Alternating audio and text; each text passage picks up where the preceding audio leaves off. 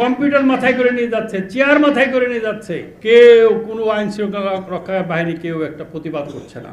আর 15 minute হলেই নিঃশ্বাস বন্ধ হয়ে অক্সিজেন অভাবে মারা যেতেন। News paper owners association of Bangladesh এবং সম্পাদক পরিষদের পক্ষ থেকে আপনাদের কাছে কৃতজ্ঞতা জানাই, ধন্যবাদ জানাই। কারণ স্বল্প সময়ের নোটিশে আপনারা সকলে এসছেন, বক্তব্য রেখেছেন এবং অনেকেই আমরা সময়ের অভাবে বক্তব্য দিতে পারিনি। এর জন্য আপনাদের কাছে আমি অত্যন্ত দুঃখিত এবং ক্ষমা প্রার্থী। অনেকে বলতে চেয়েছেন, আমাকে মেসেজ করেছেন, আমরা আপনাদের প্রত্যেকটা যারা বক্তব্য রেখেছেন তাদের প্রত্যেকের সাজেশন আমরা নিয়েছি।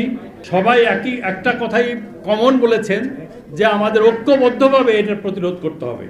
আমি একটা ঘটনা আপনাদেরকে বলে আমি শেষ করব। সেটা হচ্ছে, যেটা বলা হয়নি, জনাব মাহবুজ আনাম এখানে আছেন। যখন ডেইলি স্টারে প্রথম আলোতে প্রথম আগুন দেওয়া হয়, তখন উনি ভেবেছেন যে এরপরে প্রথম ডেইলি স্টারে যাবে প্রথম আলো আগুনের পরে। উনি সরকারের এমন কোনো সংস্থা নাই, এমন কোনো ব্যক্তি নাই যাকে উনি অনুনয় বিনয় করেন নাই যে আপনারা ডেইলি স্টারের সামনে প্রোটেকশন দেন, কিন্তু উনি কোনো সাহায্য সাড়া পাননি। যখন পেয়েছেন পুরার পরে পেয়েছেন।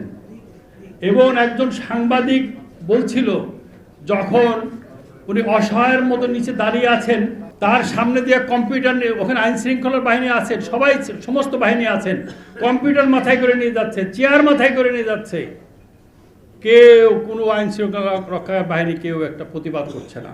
মাহফুজ ভাইকে যখন ঘটনা জিজ্ঞাসা করলাম, মাহফুজ ভাই কতগুলো সাংবাদিক আটকা পড়েছিল, কতক্ষণ ছিল, উনি বললেন 28 থেকে 29 জন, এবং আর 15 মিনিট হলেই যদি আগুন জ্বলতো তাহলে অনেকেই সেই ধোঁয়ায় নিঃশ্বাস বন্ধ হয়ে অক্সিজেন অভাবে মারা যেতেন।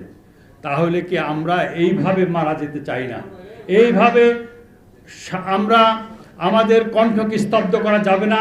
সেই লক্ষ্যে আপনাদের মতামতের ভিত্তিতে আমরা সারা বাংলাদেশের সাংবাদিক বৃন্দকে জানুয়ারির মাঝামাঝি টাইমে আমরা একটা মহাসম্মেলন করব। সেই মহাসম্মেলনের মাধ্যমে আমাদের পরবর্তী কর্মসূচি আমরা ঘোষণা করব।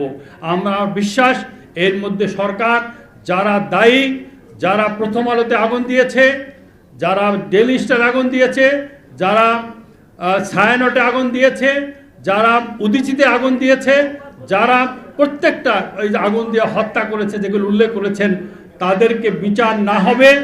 এবং আমরা যারা সাংবাদিক মত প্রকাশের স্বাধীনতা না পাবো, ততদিন পর্যন্ত আমাদের এই সংগ্রাম অব্যাহত থাকবে।